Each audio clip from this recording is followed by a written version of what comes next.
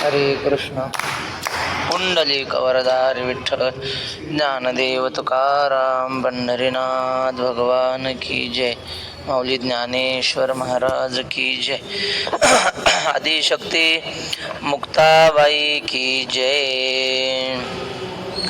कुलक्षये प्रणश्यन्ति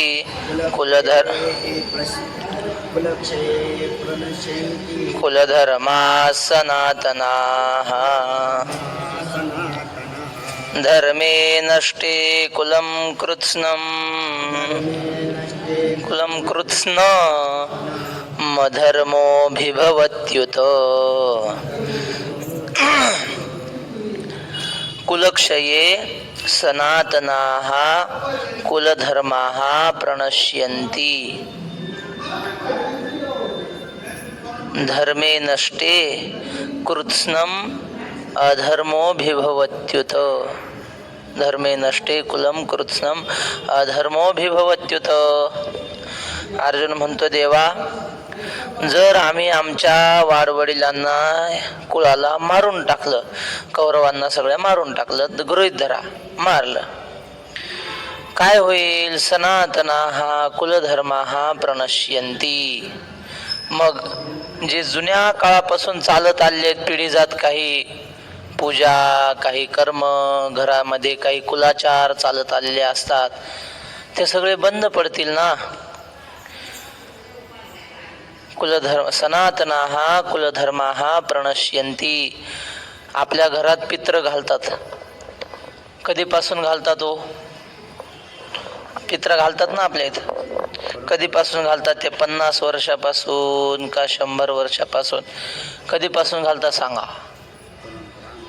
सांगता येत नाही. ते कधीपासून घालतात ते सनातनाः.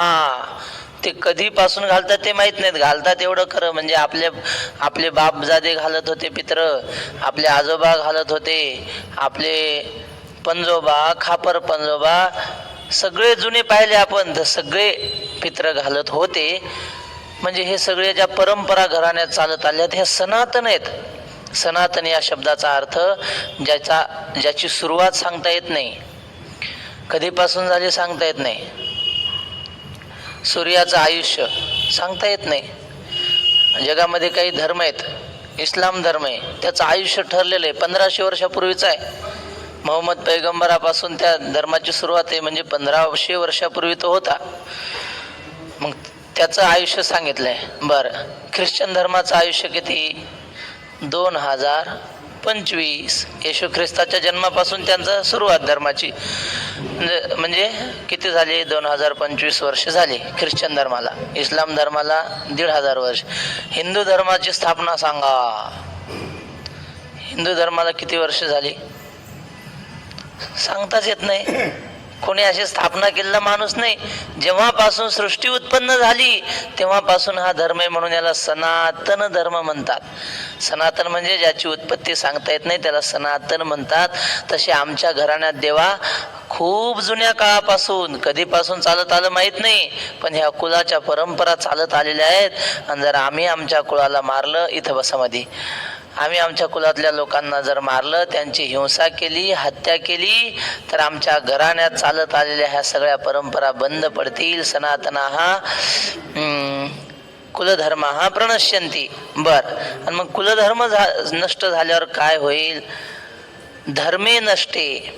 धर्म जर नष्ट झाला घराण्यातला, तर कृत्स्नम कुलम, म्हणजे सगळं कुळ अधर्मोऽभिभवत्युत. सगळ्या कुळामध्ये अधर्माचा प्रभाव होईल, म्हणजे धर्माचा अभिभव करेल अधर्म. समजा वारं असलं, उन्हाळ्याचे दिवस आहेत, आणि वाऱ्याची झुळूक चालू असली तर माणसाला गरमी होत नाही. बरं, कडक ऊन पडलं, वारे चालू आहे पण ऊन लय कडक पडलं, मग त्या वाऱ्याचा उपयोग होत नाही, गरमी होते. वारं तर आहे पण त्या वाऱ्याचा उन्हामुळं काही उपयोग होत नाही, मग पंखा लावावा लागतो, है ना. म्हणजे असलेल्या वाऱ्याचा अभिभव केला उन्हाने, वाऱ्याचा प्रभाव कमी केला. तसं जर आमच्या कुळामध्ये अधर्म वाढला तर सगळ्या धर्माचा अभिभव होईल, धर्म असून नसल्यासारखा होईल, धर्म झाकून जाईल. आता अर्जुन म्हणजे माऊली काय लिहितात ते पाहू. जैसे काष्ठे काष्ठ मथिजे तेथ वन्ही एक उपजे तेणे काष्ठ जात जाळीजे प्रज्वळलिनी. लाकडावर लाकूड घासलं जंगलामध्ये तर काय होतं, अग्नी निर्माण होते आणि मग ते अग्नी खाली पाल्यापाचोळ्यावर पडते. पालापाचोळा पेटला की हळूहळू झुडपं पेटतात, झुडपं पेटले की हळूहळू झाडं पेटतात आणि सगळ्या जंगलाला आग लागते. काष्ठे काष्ठ मथिजे तिथं वन्ही एक उपजे आणि त्याने काष्ठ जात जाळी जे प्रज्वळलेनी.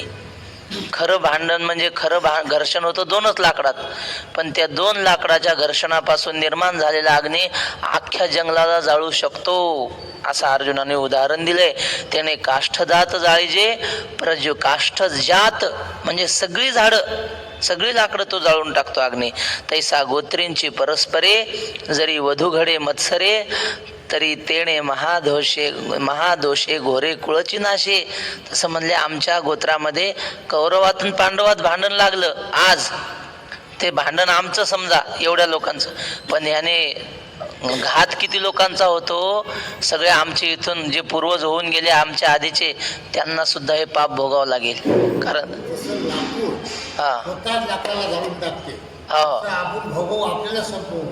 ते तर झालं, पण लाकडं जेवढे दोघं घासतात ते दोघंच जळत नाहीत, बाकीचे जळतात त्याच्यासोबत. तसं भांडण आमच्यात होईल, पण आमच्या आधीचे जे होऊन गेले वाडवडील बिचारे चांगले वागले ते, पण त्यांना आमच्यामुळं नरकाला जावं लागेल ना. असं आहे ते. आम्हाला शाळेमध्ये श्लोक होता, एक लाकूड तोड्या कुऱ्हाडी असतात की नाही, कुऱ्हाडी, त्या कुऱ्हाडी अशा भरपूर 50 कुऱ्हाडी अशा दोरीत ओवल्या त्यानं. त्या कुऱ्हाडी दाणके नव्हते, नुसत्या दोरीत ओवल्या आणि असं खांद्यावर घेऊन जंगलात निघाला लाकूड तोड्या. सगळे झाडं थरथर कापायला लागले. ते म्हणले आता आपलं काही खरं नाही, हे 50-60 कुऱ्हाडी घेऊन आले म्हणजे आता आपल्या सगळ्यांना तोडणार. कुठार मालिकाम दृष्टवा कंपिता सकला द्रुमाहा. द्रुमाहा म्हणजे सगळी झाडं थरथर कापायला लागली. आणि मग काय झालं, एक वृद्ध तरुर्वाचेदम, एक म्हातारं झाड होतं. ते म्हणलं अरे घाबरू नका. ते म्हणले का? तो म्हातारा म्हणला अजून आपल्यातलं कुणीतरी त्याला सहकारी झाल्याशिवाय आपल्याला तोडू शकत नाही. म्हणजे आपल्या कुणाचं तरी दाणकं काढल्याशिवाय ती कुऱ्हाड आपल्याला काय करू शकत नाही.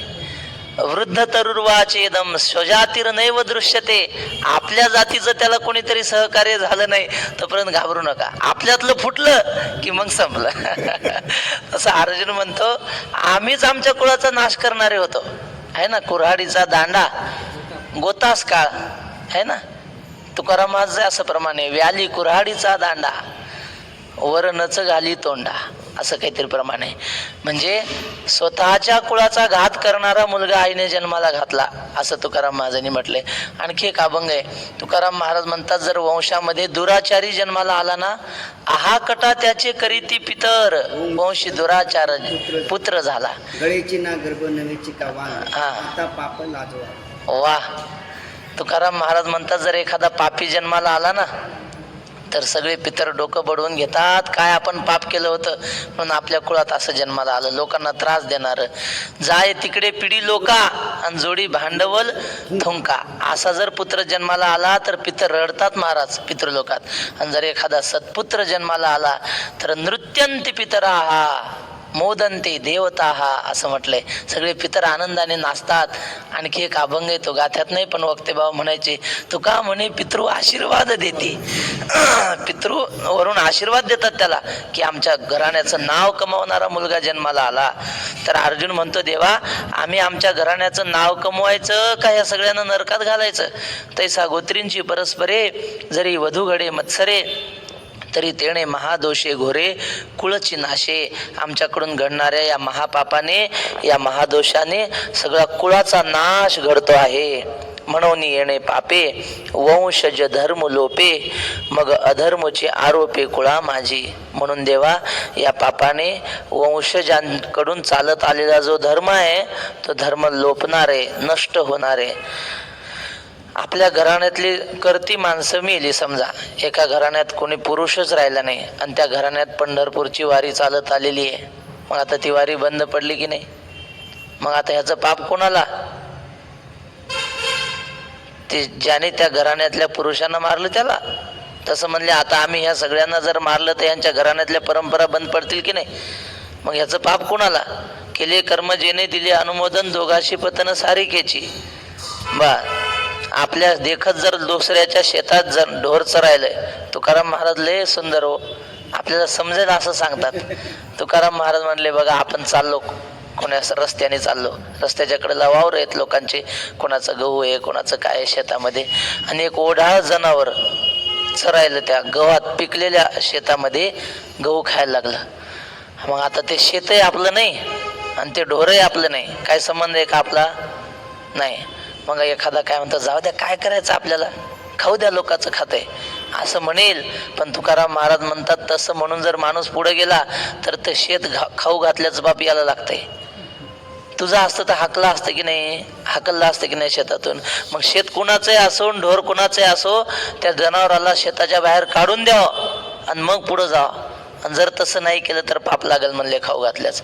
देखिले ओढाळ निघाली या शेता, टाळावे निमित्ता थैक म्हणून, ऐक ऐक असं म्हणून त्याला हाकलून द्यावं, नाही तर खाऊ घातल्याचं पाप. आणि मग त्या अभंगाची सुरुवात आहे, केले कर्म जेने दिले अनुमोदन, दोघाशी पतन सारिकेची. मग आपल्यामुळं जर कुणाचं नुकसान होत असेल, आपल्या देखत होत असेल तर दोष लागतो. मग आपणच केल्यावर दोष लागणार नाही का? तसा अर्जुन म्हणतो, मीच माझ्या कुळाचा घात केल्यावर वंशज धर्म लोपे आणि मग अधर्मची आरोपे कुळा माझी. आमच्या सगळ्या कुळामध्ये अधर्माचा प्रभाव होईल, म्हणून देवा माझ्याकडून हे कृत्य घडू नये असं मला वाटतं. पुढे सांगतात, अधर्म झाला तर काय होईल? अधर्माभिभवात कृष्ण प्रदुष्यन्ति कुलस्त्रिया स्त्रीषु दुष्टा सुवार्ष्णेय जायते वर्णसंकरः. अधर्मा अभिभवात, अधर्माचा प्रभाव वाढल्यानंतर, हे कृष्ण अधर्माभिभवात, कृष्णा अधर्माचा प्रभाव जर वाढला तर काय होईल? कुलस्त्रिया प्रदुष्यन्ति, घराण्यातल्या सगळ्या कुलस्त्रिया त्यांचं आचरण भ्रष्ट होईल. आणि वार्ष्णेय म्हणजे हे वृष्णी कुळात उत्पन्न झालेल्या श्रीकृष्णा, स्त्रीषु दुष्टासु वर्णसंकर हा जायते. आणि घराण्यातल्या स्त्रियांचं वागणं बिघडलं तर मग वर्णसंकर झाल्याशिवाय राहणार नाही, असं अर्जुनाने देवाला सावध करण्याचा प्रयत्न केला.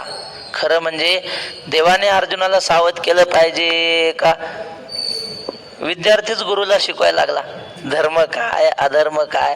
पण आता देव हुशार होता. असं एक श्लोक आहे बघा, ते म्हणले, कोलाहले काक कुलस्य जाते विराजते कोकिल कोजितम किम. कावळ्यांचा गोंगाट चालला, काव काव काव, सगळेच एकदा ओरडायला लागले आणि त्यात मध्ये कोकिळा बसली आणि तिनं गायन सुरू केलं. शोभतं का ते? शोभतही नाही ना ऐकू येत नाही, तिच्या गायनाचा काही उपयोग नाही. मग म्हणले, परस्परम संवादताम खलानाम मौनम विधेयम सततम सुधीभिः. मूर्ख माणसं बडबड करायला लागले की शहाण्या माणसानं उगं गप बसावं, त्यांना शिकवण्याच्या भानगडीत पडू नये. अर्जुनाचं चालू झालं प्रवचन, एकावर एक असं होईल आणि तसं होईल. आणि देव म्हणले, चालू द्या, तुमचा 1 तास होईपर्यंत आम्ही मध्ये बोलणार नाही आणि तुमचं झाल्यावर मग पाहू काय असतं ते. अर्जुन, देव काही बोलले ना, अर्जुनाचं चालू आहे. अर्जुन म्हणतो, देवा म्हणजे अर्जुन जे बोलतोय ते खोटं नाही, खरंच आहे ते, पण ते सांगण्याची जागा आणि वेळ चुकायला लागली. पुढे देव सांगणार आहे. तेव्हा अर्जुन म्हणतो, देवा आमच्या धर्मातले हे जर पुरुष मेले सगळे, यांच्या विधवा होतील सगळ्या महिला, आणि मग कुलधर्माचा नाश झाल्यामुळे वर्णसंकर होईल. वर्णसंकर असतो. नाथ महाराज म्हणतात, भलती स्त्री भलता नर, तेथे कैचा वर्ण विचार. एका वर्णातली स्त्री आणि दुसऱ्या वर्णाला पुरुष, दोघांचा विवाह झाला आणि मग त्यापासून जी प्रजा उत्पन्न होते तिला काय म्हणणार आपण? म्हणजे कुठल्या वर्णात घालणार? ते सगळं अधर्म होईल, त्याला वर्णसंकर म्हणतात. तुम्हाला थोडं कठोर भाषेत सांगतो, आपले सगळ्यांची क्षमा मागून सांगतो. श्री गुरु तुंतुणे महाराजांच्या मुखातून ऐकलेला प्रसंग. पुण्यामध्ये पेशव्यांचं काळ होता, पेशवे सरकार, आणि शनिवार वाडा आहे अजून. तर तिथं रोज पहाटे असं 8 वाजता की नाही ताक वाटायचे. ताक आता भरपूर गायी होत्या पेशव्यांकडे, मग ते ताक वाटायचे. आलं की 1-2-3 लिटर 2-3 ताक प्रत्येकाला द्यायचं. आणि मग ते ताक वाटायला घ्यायला लोकांची गर्दी व्हायची सकाळी. तर तिथं काय झालं, अशा मोकळ्या काही गायी होत्या गावात फिरणाऱ्या.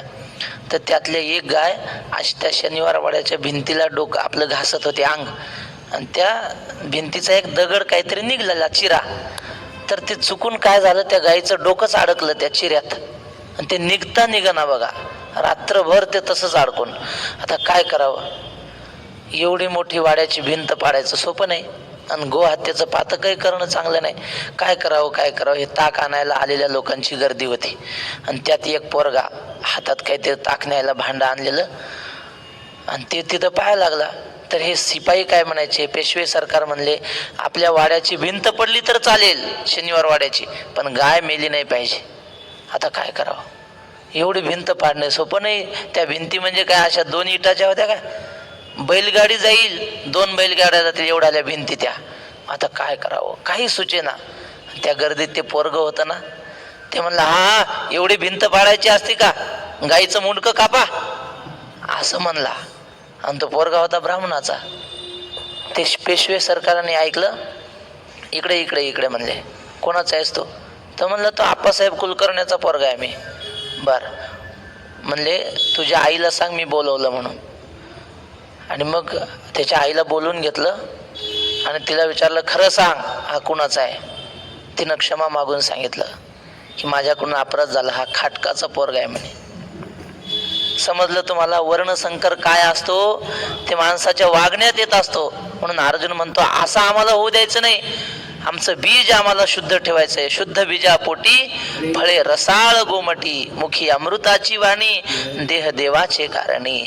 म्हणून अर्जुन म्हणतो देवा वर्णसंकर नाही झाला पाहिजे. येथ सारासार विचारावे, कवणे काय आचरावे, आणि विधी निषेध आघवे पारुषती.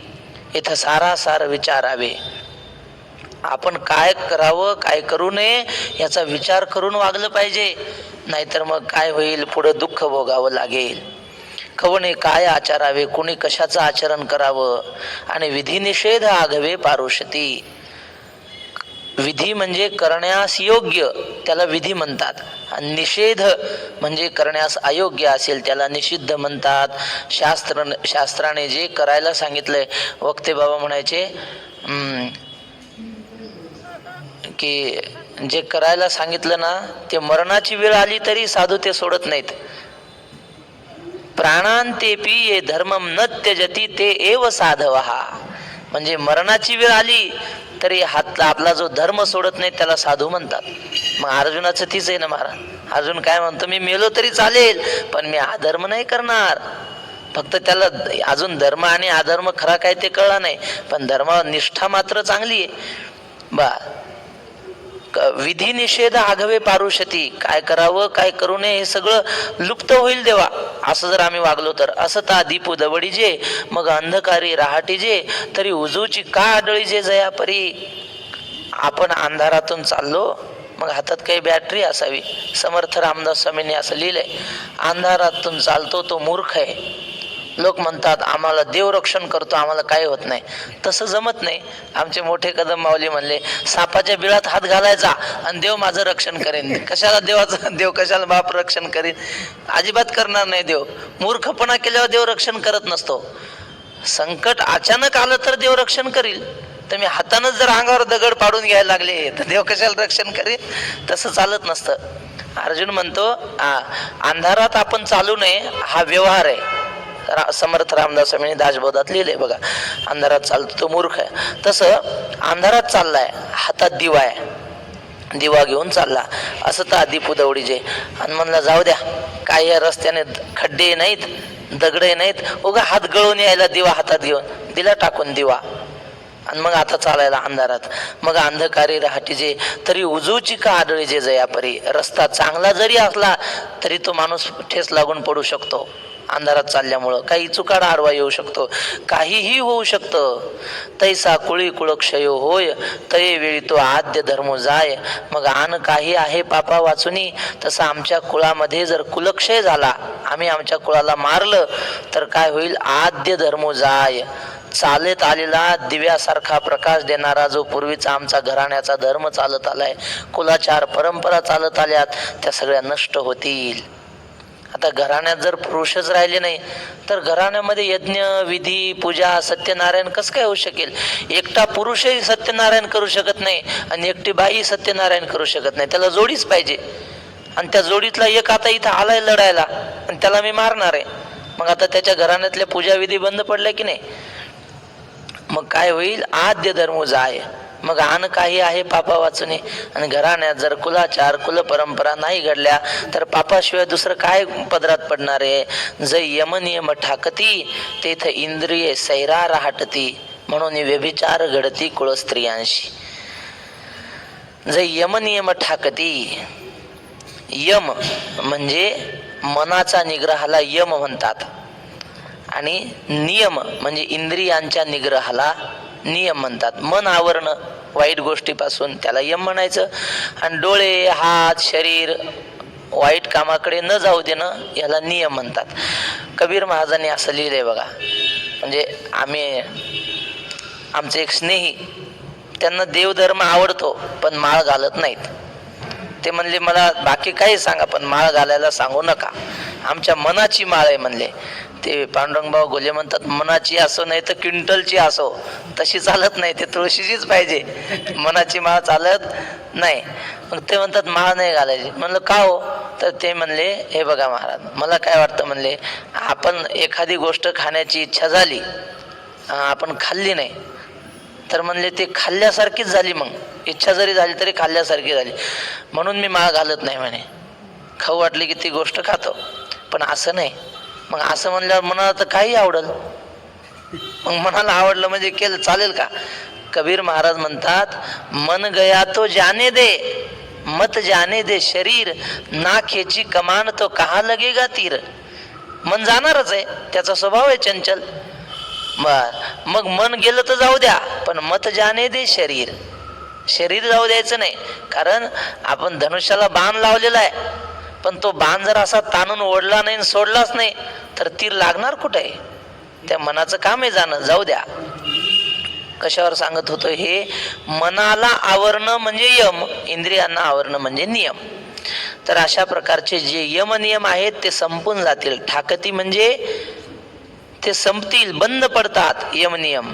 आणि ज्या घराण्यातले यम नियम बंद पडले म्हणजे ते काही खातात ते लोक, काही पितात, असं झालं की मग तेथे इंद्रिय सैरा राहटती, इंद्रिय कुणीकडे पळतात. म्हणून व्यभिचार घडती कुळ स्त्रियांशी. आणि मग काय काही नियमच राहिला नाही. मग वक्तेबा म्हणायचे, मग ते काही पाहत नाहीत, कुळ पाहत नाहीत, काही नाही. रस्त्यावरली गौरी, पुढचं म्हणा की माहित नाही बाबा म्हणा, हा ते कुळ धर्म पाहत नाहीत, रस्त्यावरली गौरी तीच माई नवरी आबा म्हणायचे. ते काय नाही. मग असा कुळ धर्म कुळाचार काही पाहत नाही. उत्तम अधमी संचरती ऐसे वर्णावर्ण मिसळती, तेथ समूळ उपडती जाती धर्म. उत्तम घराण्यातल्या स्त्रिया अधमी म्हणजे अधम कुळामध्ये त्यांचा संचार होतो. ऐसे वर्णावर्ण मिसळती. मग आता त्यांच्यापासून जी प्रजा उत्पन्न होते त्या प्रजेला कुठल्याही वर्णात घेता येत नाही. मग काय सगळं गोंधळ होऊन जातो. वर्णावर्ण मिसळती तेथ समूळ उपडती जाती धर्म. मग जातही राहत नाही. दोन जातीपासून जन्माला आलेल्या मुलाला कुठली जात लावणार तुम्ही? ही लावणार का ती लावणार? काहीच कळत नाही. आता ते बाबा खूप सांगायचे पण आम्हाला खूप मर्यादा येतात, आहे की नाही? असो. वर्णावर्ण मिसळती तेथ समूळ उपडती जाती धर्म. सगळे जाती धर्म नष्ट होतील. जैसी चोहटाची बळी पाविजे सैरा कावळी, तैसी महापापे कुळी संचरती. भर चौकामध्ये भाताचा पिंड ठेवला किंवा नैवेद्य ठेवला पात्रावर, भर चौकात ठेवला, मग तिथं काय एकच कावळा येतो का? हे 100 कावळे झडप घालतात ते खाण्यासाठी, तो पिंड खाण्यासाठी म्हणा, तो बळी खाण्यासाठी. बळी म्हणजे पिंडच. हा बळी म्हणजे नैवेद्य. यथा यक्षहा तथा बली, जसा देव असेल तसा बली द्यावा लागतो. बली म्हणजे नैवेद्य. बळी म्हणजे कापतात ते नाही, ते सुद्धा ते देवाला दाखवतात म्हणून त्याला बळी म्हणतात. बळी म्हणजे नैवेद्य. चोहटाची बळी, 4 वाटा एकत्र होतात त्यावर ठेवलेला बळी. तर असो, तर अशा प्रकारे जसं चव्हाट्यावर तो नैवेद्य ठेवला की 100-100 कावळे त्याच्यावर झडप घालतात, काय 5-50 कावळे म्हणा, झडप घालतात. तसं आमच्या घराण्यात पाप झालं की हे काय होईल, सगळी महापाप आमच्या कुळावर येऊन झडप घालतील, सगळी महापाप येऊन बसतील आमच्या माथ्यावर. तैसी महापापे कुळी संचरती, संकरो नरकायैव कुलघ्नानां कुलस्य च पतन्ति पितरो ह्येषां लुप्तपिंडोदक क्रियाः. संकरः कुलघ्नानां कुलस्य च नरकायैव. जर वर्ण संकर झाला तर ज्यांनी वर्ण संकर केला ते तर नरकात जातीलच, पण जी चांगली होती त्या कुलातली त्यांनाही नरकाला जावं लागतं. कुलस्यच, कुलाचा घात करणारे नरकाला जातात आणि कुलातली सगळीच नरकाला जातात. लुप्त पिंडोदक क्रियाः येषाः पितराः पतन्ति.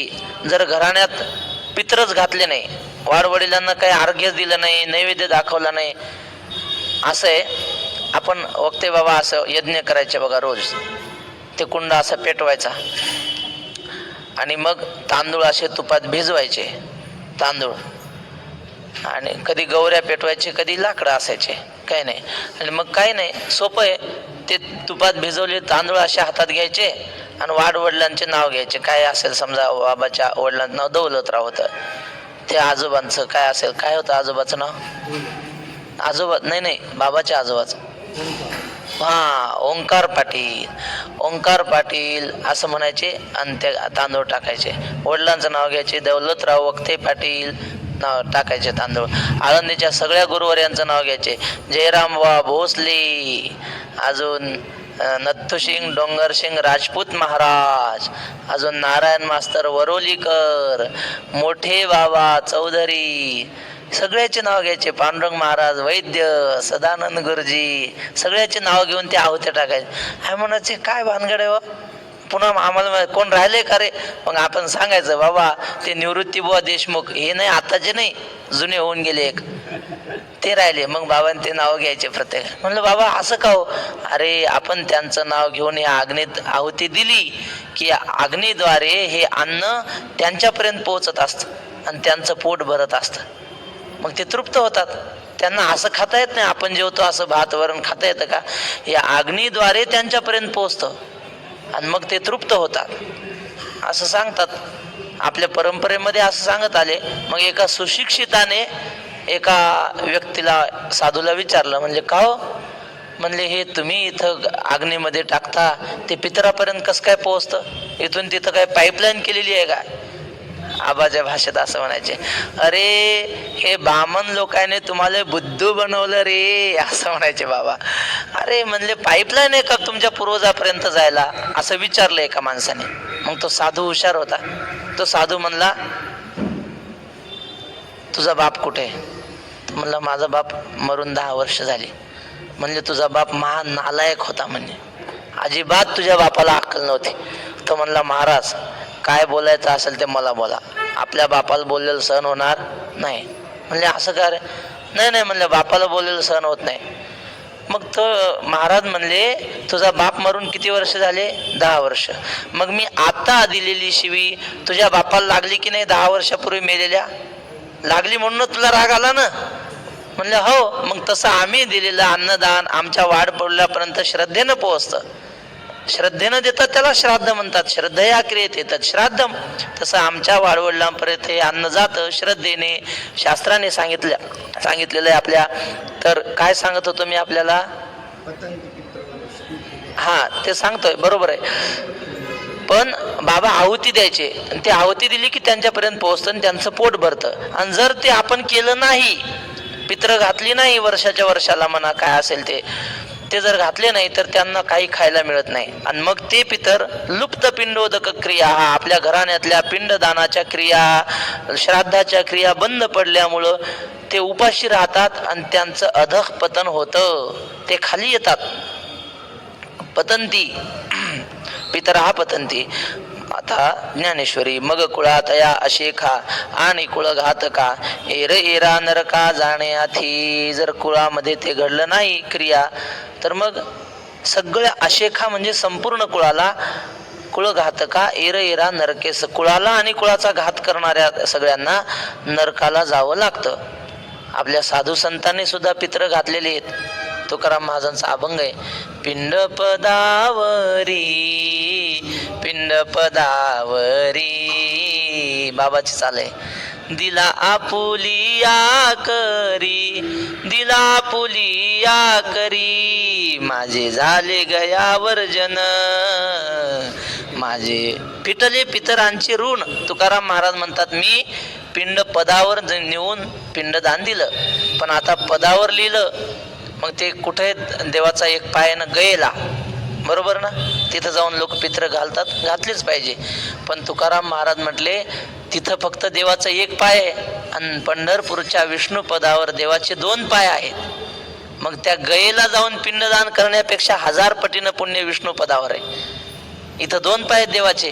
आणि तुकाराम महाराजांनी श्री वैकुंठवासी बाबूराव महाराज वाघ म्हणले पिंड पदावरी या शब्दाचा अर्थ पिंड विष्णू पदावरी दिला आपुलिया करी. त्या विष्णू पदावर तुकोबारायांनी पिंडदान केलंय आणि ते पिंडदान केल्यामुळं माझे झाले गयावर्जन.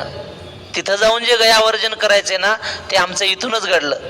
खंडारकरने तेच पिंडाचं वर्णन केलं, वा पदाचं वर्णन केलं का? वा वा वा. वैकुंठवासी शंकर महाराज खंडारकरांनी या अभंगाचा अर्थ करताना पद या शब्दाचा अर्थ विष्णुपद पंढरपूरचं हेच घेतलंय. म्हणून कधी योग आला तर आपल्या वाडवडिलांचं पिंडदान इथं करावं, इथं केलेलं जास्त पुण्य आहे. माझे झाले गयावर्जन आणि फिटले पितरांचे ऋण. वाडवडिलांचे काही ऋण असतं की नाही, ते फिटलं. आता आमचे गुरुजी म्हणतात सांगा, जगात जेवढे महाराष्ट्रात लोक आहेत तेवढ्यापैकी चातुर्मासाला राहणारे भाग्यवान की नाही, भाग्यवान आहेत की नाही सांगा. सगळ्याला भेटतं का हे ऐकायला? नाही भेटत. मग आपण भाग्यवान आहोत. आमचे गुरुजी म्हणायचे सांगा, तुमच्यासोबत असलेले मित्रमंडळी गावाकडे पत्ते खेळतात, खाऊ नाही ते खातात, पिऊ नाही ते पितात, एका वर्गात आपण शिकलेले, आणि तुम्ही ज्ञानेश्वरी पाठ करता, कीर्तन प्रवचन करता. भाग्य आहे की नाही? म्हणले ही कुणाची पुण्य आहे? मग आम्ही म्हणायचो आपली काहीतरी पूर्वजन्मातली पुण्य आहे. मूर्ख आहेत म्हणले तुम्ही, तुमची पुण्याई नाही, तुमच्या मायबापाची पुण्याई, म्हणून तुम्ही इथं आहेत, असं गुरुजी म्हणायचे. आपल्या वाड वडिलांनी आपल्या घराण्याला चांगले संस्कार दिले म्हणून इकडे आलो. आणि आपला बापच आपल्या पुढे पत्ते खेळत असता, खाऊ नये ते खात असता, काय त्याने आपल्याला वाईट संस्कार लावले असते आई वडिलांनी, तर आपण कशाला इकडे आलो असतो मरायला. म्हणून आपण जे इकडे आहोत ते मायबापाची पुण्याई, त्यांचे उपकार आहेत. आणि मग अर्जुन म्हणतो देवा त्यांच्या उपकारातून उत्तीर्ण होण्यासाठी त्यांच्या नावानं पिंडदान केलं पाहिजे, त्यांची सेवा केली पाहिजे. जिवंत असतील तर सेवा करावी आणि गेलेले असतील तर पिंडदान करावं. हे आपल्या वाडवडिलांचे उपकार आहेत, त्याला पितृ ऋण म्हणतात. म्हणून तुकोबारा यांनी सांगितलंय की माझे झाले गयावर्जन आणि फिटले पितरांचे ऋण. 3-4 प्रकारचे ऋण सांगतात. पहिला देवाचा उपकार म्हणजे देवाचे ऋण, देव ऋण. दुसरं आहे ऋषी ऋण आणि तिसरं आहे पितृ ऋण. देवाचं ऋण काय? आपल्याला माणसाचा जन्म दिला आणि आजपर्यंत जिवंत ठेवलं, हा देवाचं ऋण आहे. गोष्ट सांगू का? सांगतो, आहे 5 मिनिटं. तर एक माणूस 60 वर्ष वय त्याचं, 60-65 वर्ष धरा, तर तो कधीच आजारी पडला नाही. काय असे भाग्यवान असतात शेतकरी, आजारीच पडत नाहीत महाराज. सर्दी होत नाही, खोकला होत नाही, दवाखान्याची पायरी चढायचं कामच नाही असा तो. पण आता काय करावं, वयानुसार काहीतरी होतं. आजारी पडला, दवाखान्यात गेला, डॉक्टरनं सांगितलं तुम्हाला भरती व्हावं लागेल, 3 दिवस दवाखान्यात राहावं लागेल. चालेल म्हणले.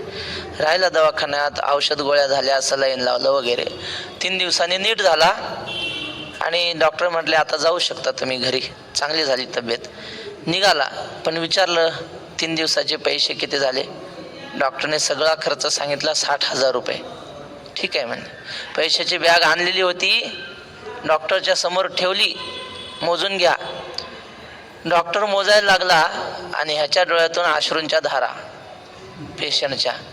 डॉक्टरने असं पाहिलं तर हा माणूस रडतोय. म्हणले बाबा तुमचं दुखतंय का अजून काही? नाही नाही म्हणले, काही नाही. हा म्हणले तुमच्या डोळ्यात पाणी दिसतंय, काय कारण आहे? आमच्या दवाखान्यात तुम्हाला कोणी काही बोललं का रागवून? ते म्हणले तसं काय नाही, घ्या. म्हणले तुम्हाला पैसे जास्त वाटतात का? तुमच्यासाठी 2-3 हजार कमी करतो, पण तुमच्या डोळ्यात पाणी दिसतं म्हणले. ते म्हणे बघा मला पैशाचंही काही वाटत नाही, मला त्या दवाखान्यातही कोणी काही बोललं नाही, माझं दुखतही नाही, मग डोळ्यात पाणी दिसतं याचं कारण काय? असं म्हटल्यावर त्या म्हाताऱ्या बाबांनी सांगितलं, हे बघा डॉक्टर साहेब, तुम्ही आता लय खोल जाऊन विचारायले म्हणून सांगतो म्हणे. म्हणजे माझं वय आज 60 वर्षाचं आहे. जन्मल्यापासून मला आठवत नाही मी माझ्यासाठी दवाखान्यात गेलो. कोणाची भेट घ्यायला गेलो असन, पण माझ्यासाठी मी कधी दवाखान्यात गेलो नाही. आज या क्षणाला मी तुमच्या दवाखान्यात आलो. माझ्या शरीराची काळजी तुम्ही 3 दिवस घेतली, तर त्या 3 दिवसाची फी तुम्ही 60,000 रुपये केली. आणि जन्मल्यापासून आजपर्यंत ज्या देवाने मला सांभाळलं त्याने अजून 1 रुपया मागितला नाही. याचं मला आश्चर्य वाटलं म्हणले, ह्याचं मला वाईट वाटलं म्हणून डोळ्यात पाणी आलं. तो सांभाळतो ना आपल्याला, किती वेळा सांभाळतो. कधी अपघातातून सांभाळतो, कधी सापावर पाय पडता पडता राहतो, कधी अंगावून साप जातो. हे देवानं सांभाळलेलं आहे ना आपल्याला. पावलो पावली जिणे हा जीव दिला दान, तयाचे करीन चिंतन जगत जीवन नारायण गाईन गुण तयाचे.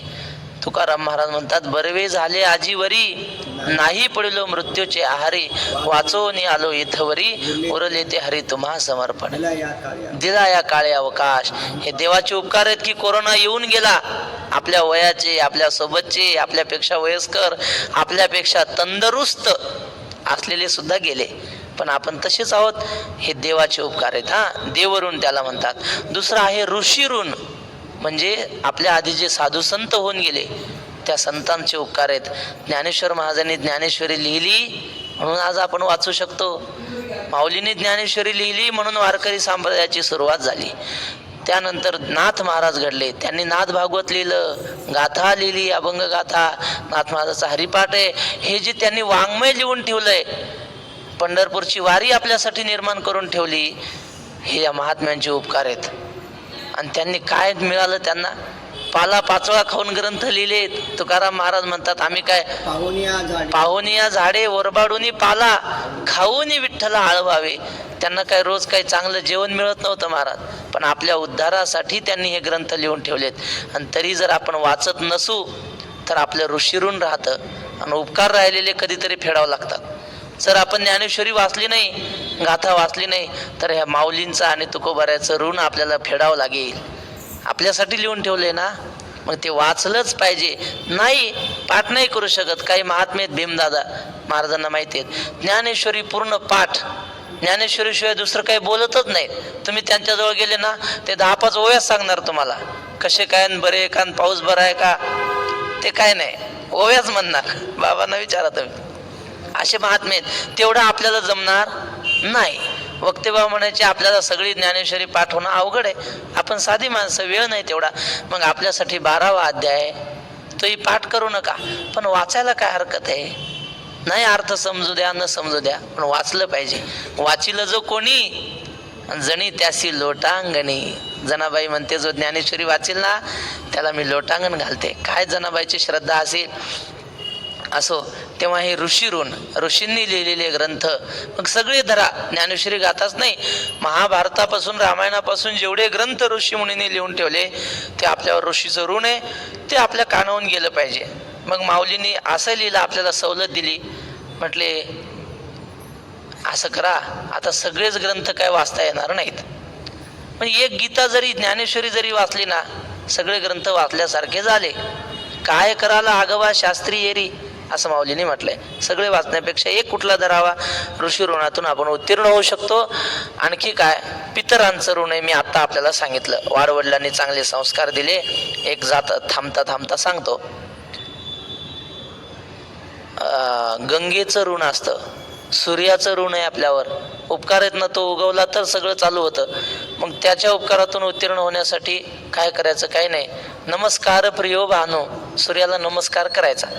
आता ज्यांना सूर्य नमस्कार काढता येतात त्यांनी सूर्य नमस्कार काढावे, ज्यांना फक्त हात जोडता येतात त्यांनी फक्त हात जोडले, तरी सूर्याच्या उपकारातून आपण उत्तीर्ण झालो.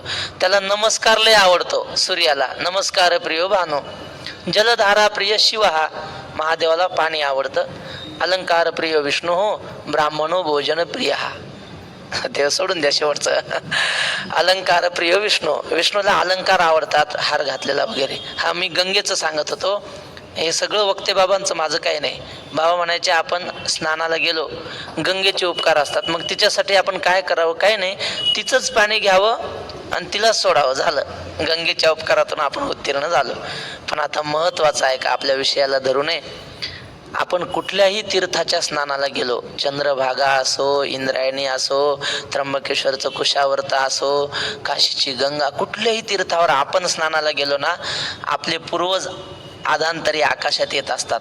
जेवढे आपले पूर्वज होऊन गेले, स्त्री असो किंवा पुरुष असो, आपल्या आजोबा जे होऊन गेले ना, ते आकाशात येतात. कशासाठी? आता माझ्या वंशातला हा स्नानाला आलाय आणि हा त्या तीर्थाचं पाणी आता आम्हाला अर्पण करील. त्यांना तहान लागलेली असते आणि ते आशेने वाट पाहतात की हा स्नान झाल्यानंतर आम्हाला अर्घ्य देईल. आणि ते आपण नुसतं असं अर्घ्य सोडलं ना, हातात पाणी घ्यायचं आणि सोडायचं, काहीच नाही, मंत्र म्हणा न म्हणा, घ्यायचं आणि सोडायचं असं पाणी. ते पाणी त्यांना प्यायला भेटतं आणि त्यांची तहान भागते. आणि जर असं आपण केलं नाही तर काय होतं, आपण स्नान झाल्यानंतर आपलं आंतरवस्त्र पिळतो की नाही, ते पाणी ते पितात. म्हणून वक्ते बाबा म्हणायचे, कुठेही तीर्थाला स्नान, किती अर्धा तास लागतो का, नुसतं अहो मिनिटही नाही, अर्धा सेकंद लागतो, नुसतं असं पाणी घ्यायचं, सोडायचं, झालं. म्हणून कुठल्याही तीर्थावर स्नानाला गेलो, शहाणे लोक असं करतात, ज्यांना शास्त्र माहिती. चंद्रभागेला गेलो, डुबकी मारायची आणि नुसतं असं हातात पाणी घेऊन सोडायचं, झालं. पितर तृप्त होतात, पितर आशीर्वाद देतात आपल्याला. आता येत नाहीत आपल्याला मंत्र, क्रिया सांगितली तेवढी करायची. हो, आता हे बघा, सगळ्या विधी आपल्याला बारीक सारीक काय जमणार नाहीत. तेवढं सांगितलं. गंगेचे, माऊलीने लिहिले ज्ञानेश्वरीत, गंगेचे उदक गंगे जैसे अर्पिजे देव पितरोद्देशे. देवाच्या पितराच्या उद्देशानं व्हायचं ते पाणी. बस उद्देश तेवढा ठेवायचा की हे पाणी मी माझ्या पितरांच्या उद्देशानं सोडतो. मंत्र येऊ न येऊ, लय बाबा गोड सांगायचे. आता काय सांगू, भाग्य आम्ही तुका देखीला. तुकाराम महाराज म्हणतात, धन्य म्हणवी न इहलोकी लोका, भाग्य आम्ही तुका देखीला. म्हणले एखादा गरीब माणूस आहे, पंढरपूरला आला आणि त्याला पंगत द्यावा वाटली, कीर्तनात ऐकलं, येथे एक शीत दिधल्या अन्न, कोटी कुळांचे होय उद्धरण, कोटी याग केले पूर्ण, ऐसे महिमान ये तीर्थीचे. पण काय करावं, खिशात पैसे नाही, अन्नदान काय करावं, कसं करणार, काय नाही. म्हणले गरीब आहे, अन्नदान करण्याची तीव्र इच्छा आहे, पण पैसे नाहीत. त्यांनी चंद्रभागेत जावं, हातामध्ये पाणी घ्यावं, नुसता संकल्प करावा की मी आज 1000 वारकऱ्यांना पंचपक्वान्नाचं अन्नदान देत आहे, असं म्हणून संकल्प सोडावा. 1,00,000 रुपये खर्च करून पंगत घालणाऱ्याला जेवढं पुण्य, तेवढं या गरीबाला पुण्य मिळतं नुसत्या संकल्पाने. पण तो खरा गरीब पाहिजे, खरं खूप श्रीमंत आहे आणि संकल्प सोडायला गेला, काही भेटणार नाही. खरा गरीब असला तर. आता हे कोणाला माहित होतं महाराज, हे असं सांगायचे वक्ते बाबा, पण लोकांना किंमत नाही, जाऊ द्या.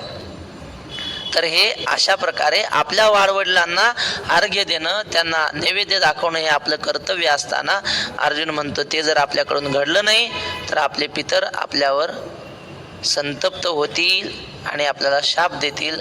त्यांना अधर्म आम्हाला घडल्यामुळं आम्हाला सगळ्यांना नरकाला जावं लागेल, असं अर्जुन म्हणतो. राहिलेलं उद्या पाहू. पुंडलिक वरदा हरी विठ्ठल श्री ज्ञानदेव तुकाराम.